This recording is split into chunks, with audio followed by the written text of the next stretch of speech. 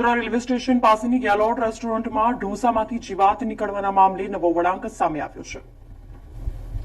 Vadodara railway સ્ટેશનની પાછળ આવેલ ગેલોટ રેસ્ટોરન્ટમાં ઢોસામાંથી જીવાત નીકળી હોય તેવો વિડીયો હાલમાં જ બહાર આવ્યો હતો। બનાવને પગલે ગ્રાહકે હોટેલ સંચાલક પર અનેક સવાલ ઉઠાવ્યા હતા તેમજ વડોદરા મહાનગરપાલિકાની ખોરાક શાખાને જાણ કરી રેસ્ટોરન્ટમાં ચેકિંગ કરવા સાથે હોટેલ સંચાલક સામે કાર્યવાહી કરવામાં આવે તેવી પણ માંગ કરી હતી। જોકે આ તમામ બાબતો વચ્ચે ગેલોટ હોટેલના માલિક અને ફરિયાદીનો એક વિડીયો વાયરલ થયો છે, જેમાં 1 લાખ રૂપિયા ન આપતા ફરિયાદીએ આ નાટક રચ્યું હોવાના હોટેલ માલિકે આક્ષેપો કર્યા હતા।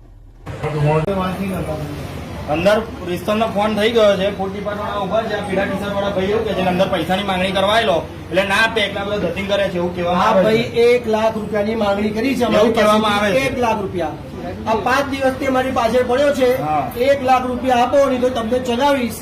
અમે પૈસા ના આપ્યા કારણ કે આ હલાલની ઓર્ડર છે, હરામની નથી, એટલે એને ખિસ્સામાંથી જીવડું મૂક્યું છે। 1 લાખ ના આપ્યા એટલે આ બધું કર્યું। અને દરેક પ્રેસ વાળાને ફોન કરીને સામાન્ય નાગરિકો તો કઈ રીતે ખબર પડે કે પ્રેસ વાળો કોણ છે? દરેકને નામ સાથે બોલાવતો તો ભાઈ આવી જા, ભાઈ આવી જા, જીવડું કાઢ્યું છે। આ તોડ પાણી વાળા ભાઈ છે।